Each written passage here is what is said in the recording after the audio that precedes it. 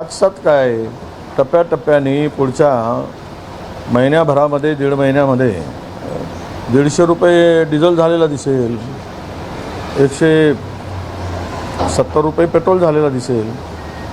कारण तेच ते काय सांगू आता, एकदा सांगितल्यानंतर ज्या पद्धतीनं देश चालवला जात आहे, हा देश खड्ड्यात टाकण्यासाठी चालवला जात आहे. देशातील गरीब माणूस, देशातील मध्यमवर्गीय माणूस हा मरणारच आहे. याला मारायसाठीच हे सरकार आलेलं आहे. नाही तरी पण आता इंधनचा तुटवडा नाही हे सरकार सांगत असेल आणि या सरकारकडून महायुतीकडून किंवा त्या केंद्रीय मंत्र्यांच्याकडून भारतीय जनता पक्षाचं सरकार महाराष्ट्रातलं हेच सांगत आहे की तुटवडा नाही. आता जर काल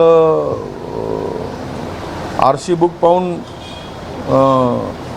डिझेल दिला पाहिजे ट्रॅक्टरचा. आता ट्रॅक्टर म्हणजे शेतकरी ट्रॅक्टर वापरतो कशासाठी?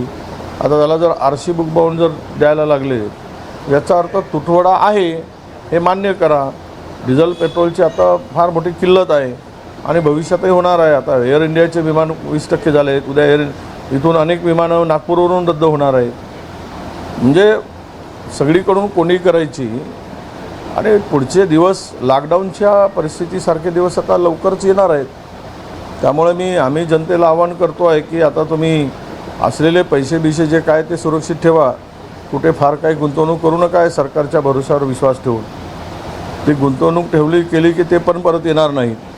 कारण बँकाही रिकाम्या केल्या आहेत. रिझर्व्ह बँक रिकामी केली आहे. रिझर्व्ह बँकेचा सगळा पैसा स्वतःच्या सरकारचा मालकीचा असल्यासारखं ते काढून घेण्याचं काम सुरू आहे. त्यामुळं भविष्यात बँकाही पूर्णतः उद्ध्वस्त होती. त्यामुळे बँकेत असलेला पैसासुद्धा शिल्लक राहणं आहे, तो परत मिळणार की नाही ही परिस्थिती उद्भवणार आहे. त्यामुळं सगळ्याच बाजूनं देश संकटात आहे.